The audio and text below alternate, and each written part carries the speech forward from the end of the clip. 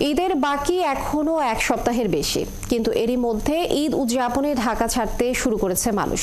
স্টেশনগুলোতে উপচে পড়া ভিড় না থাকলেও অনেকে স্ত্রী সন্তানদের বাড়ি পাঠিয়ে দিচ্ছেন।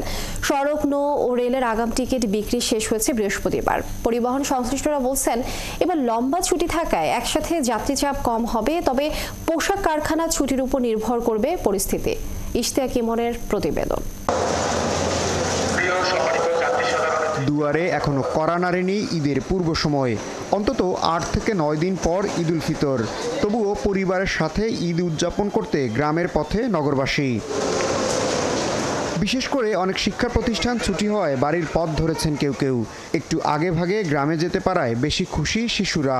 এখানে তো কোনো বড় স্পেস নেই, এটা তো দাদু বাড়িতে অনেক বড় একটা মাঠ আছে, আবার ঈদের সময় খেলনা আছে। আবার যেহেতু অফিসে এখন ছুটি, আর আসলে বাচ্চা নিয়ে ঘোরাও খুব কম হয়, ঢাকা শহরে এরকম স্পেস নাই, যেটা বললো ওই খেলাধুলা করবে, একটু লং টাইম একটু এনজয় করলো। এদিকে চাকরিজীবীদের অনেকেই ঈদের শেষ মুহূর্তে যাত্রাপথের ভোগান্তি এড়াতে স্ত্রী সন্তানদের বাড়ি পাঠিয়ে দিচ্ছেন। ফ্যামিলি যাচ্ছে আর কি, আমি উঠাই দিচ্ছি, আমি পরে যাব। বেশ কিছুদিন যাবত ভালোই যেতে পারছে, টিকিটেরও কোনো ঝামেলা নেই। আমরা অনলাইনে টিকিট কেটে ফেলেছি এবং যাও খুব নিরিবিলি ঝামেলা মুক্তভাবে যেতে পারছি, কোনো সমস্যা হচ্ছে না। রেলের আগাম টিকিট বিক্রি শেষ হয়েছে বৃহস্পতিবার। সোমবার থেকে শুরু হবে সেই টিকিটের যাত্রা। সড়ক পথের চিত্রটাও রেলপথের মতো। বাড়তি চাপ নেই সায়েদাবাদ টার্মিনালে। 4 বিভাগের কয়েক লাখ মানুষ ঢাকা ছাড়বে এই পথে। চালক শ্রমিকরা বলছেন যাত্রী চাপ হবে 27 থেকে 29 মার্চ, এই 3 দিন।